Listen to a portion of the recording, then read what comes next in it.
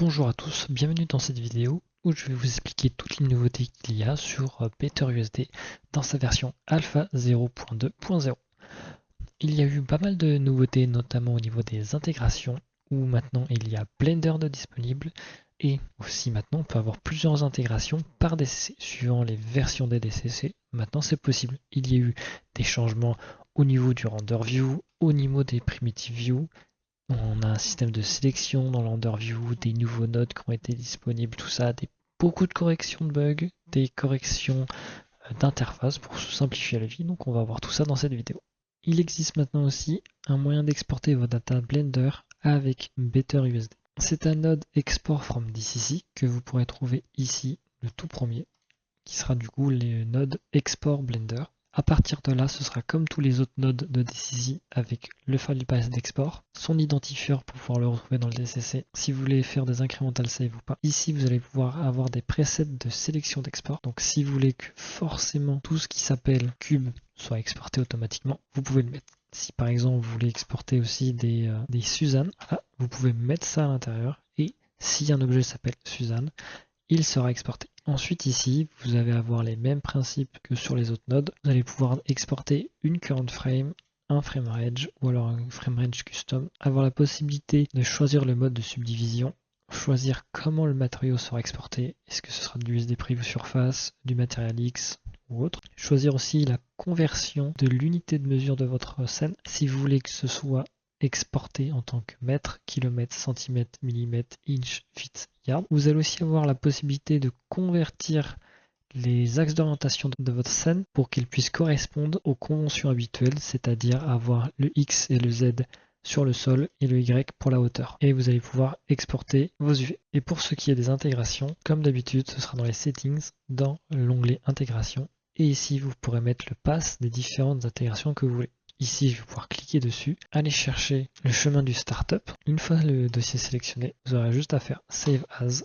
Et une fois dans Blender, nous allons avoir le petit bouton ici, BetterUSD, qui va nous permettre d'importer des fichiers USD ou alors d'exporter des data Blender en data USD. Donc si je clique sur Export USD, nous allons retrouver la même fenêtre que nous avons dans Maya. Nous allons pouvoir choisir quel fichier nous voulons lire, donc le fichier actuel sur lequel nous travaillons actuellement. Une fois ça, nous allons bien retrouver ici la liste de tous les nodes Blender qui sont présents dans le fichier BetterUSD. Ici, nous voyons bien que nous avons un seul node Blender ici, qui a bien du coup Blender en tant qu'identifieur ici, avec bien ce passé juste ici, avec tous les différents paramètres du node, nos différents géo exportés, et ensuite, une fois ça, nous avons juste à cliquer sur Publish. Il va nous mettre cette petite pop-up là pour nous prévenir que la scène n'ait pas été sauvegardée, donc ça on peut passer. Et une fois l'export fait, tout sera bon. Et quand on revient dans BetterUSD, si on reload et qu'on regarde le layer, nous avons bien notre petit cube que nous venons d'exporter. L'une des nouveautés dans BetterUSD maintenant, c'est qu'il y a un système de fast connection. C'est-à-dire qu'on va pouvoir relier deux nodes entre eux ultra rapidement et ultra efficacement. Avec tout simplement un contrôle-clic sur les exports et imports des nodes. Donc si je clique ici sur le port ici et je clique ici sur le port d'entrée de ce node-là, hop, on aura une connexion qui se sera établie. Si je refais un contrôle-clic dessus, ça va désactiver le port. Mais c'est là où c'est très intéressant, c'est qu'on peut très bien ici cliquer une fois là et ensuite cliquer sur tous les nodes qui vont venir pour hop créer une connexion à la volée. De même à l'inverse, et que j'aimerais connecter ce node là avec celui-là, je peux très bien désélectionner ce node là et resélectionner ce port là. Et en faisant ça, ça viendra automatiquement reconnecter la connexion ici sur le nul. Et du coup, à partir de là, on peut faire notre petite tambouille. Hop, hop, on fait ça. Et comme ça, on a connecté nos différents nodes en quelques clics. Maintenant, dans les nodes Add Sublayer, le bouton Use Relative Path fonctionne. Vous avez la possibilité maintenant de reconvertir tous les différents layers, les différents sublayers que vous importez ici, directement en Relative Path. C'est-à-dire que si je clique là, hop, tous les différents layers seront du coup en Relative Path. De plus, sur les nodes Add Reference, nous allons retrouver le même bouton ici, le Use Relative Path. En cliquant ici, je vais pouvoir convertir cette référence en Relative Path. Dans le node Export Layer, maintenant vous allez retrouver deux nouveaux paramètres. le frame range mode qui va vous permettre d'exporter soit une current frame, soit toute la séquence, soit un frame range donné. Et ensuite le type merge layer qui va vous permettre de choisir comment les différents layers de votre fichier que vous voulez exporter se concatenent entre eux. Donc si on prend un exemple A, qu'on veut exporter le layer tel quel, juste avec une current frame. Si je décide d'exporter, ici je vais me retrouver avec mon fichier USD tel qu'il devrait être exporté à la fin. Par contre, ici, si je décide de me mettre en mode flatten implicite, je vais pouvoir concatener tous les différents layers ensemble, merger les layers ensemble, sauf pour les références et les payloads.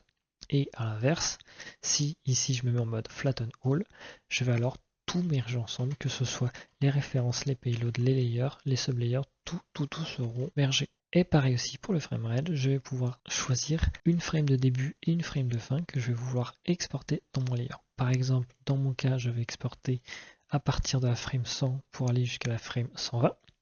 Si je décide d'exporter tel quel, en ayant les flatten implicites, si j'exporte, ici, je vais bien me retrouver avec une animation time sampling qui commence à la frame 100 et qui finit à la frame 120.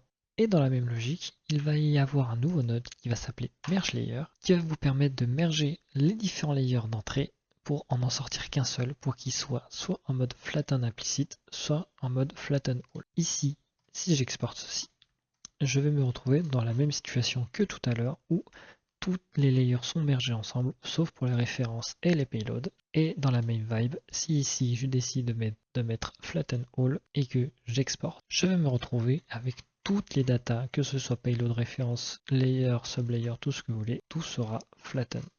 Maintenant dans mon viewport 3D, je vais avoir plus d'options qui va me permettre d'avoir un peu plus d'affinage et un peu plus de contrôle sur ce que je visualise, ce que j'ai envie de visualiser. Par exemple, nous avons ici un nouvel onglet qui s'appelle sélection, où ici on va avoir un système de filtre de sélection, où par défaut on va sélectionner uniquement les objets en assembly. Ce que ça veut dire, c'est que si je sélectionne maintenant mon élément ici, ça va me sélectionner ici le component et non pas les leafs juste en dessous. Par contre, ici, si je décide de choisir de sélectionner uniquement les X-forms, ça va venir me sélectionner le X-form le plus proche des leafs. Et à l'inverse, pareil ici, je peux très bien dire, mais en fait je prends les scopes.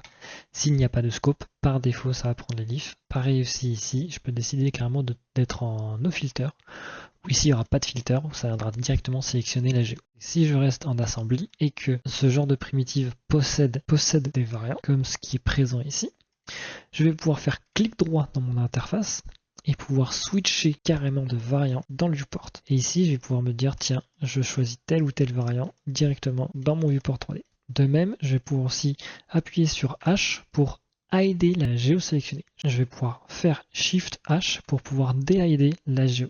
Ça va être très pratique pour pouvoir se simplifier la vie. Par exemple, nous avons une géo importée, nous voulons voir quelque chose de différent. Je vais pouvoir juste hider la géo, juste comme ça. Toutes les modifications qui sont faites ici, donc si j'appuie sur H, Shift H, si je switch de variant, ça ne sera jamais sauvegardé. Par exemple, si je reload ici, je retrouve bien la géo de base que j'avais. Pourquoi? Parce que pour l'instant, nous ne sommes pas en Edit.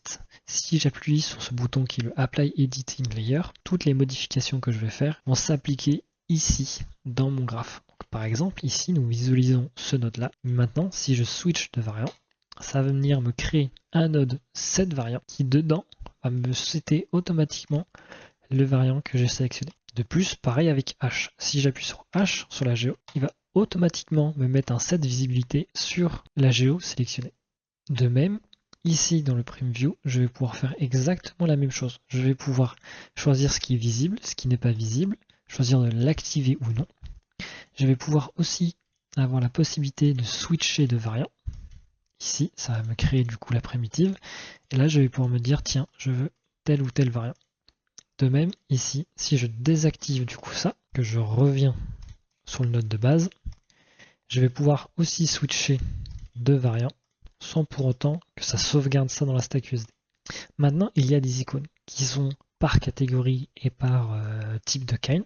On va retrouver un petit A pour tout ce qui va être de type assembly, le kind assembly. On va avoir un petit C pour tout ce qui a un kind component, S pour les subcomponents, 4 flèches qui se regroupent au même endroit pour le groupe, des axes pour tout ce qui est un X-form, pour tout ce qui va être une leaf, donc tout ce qui va être une sphère, un mesh ou autre, on aura du coup ce petit symbole de leaf.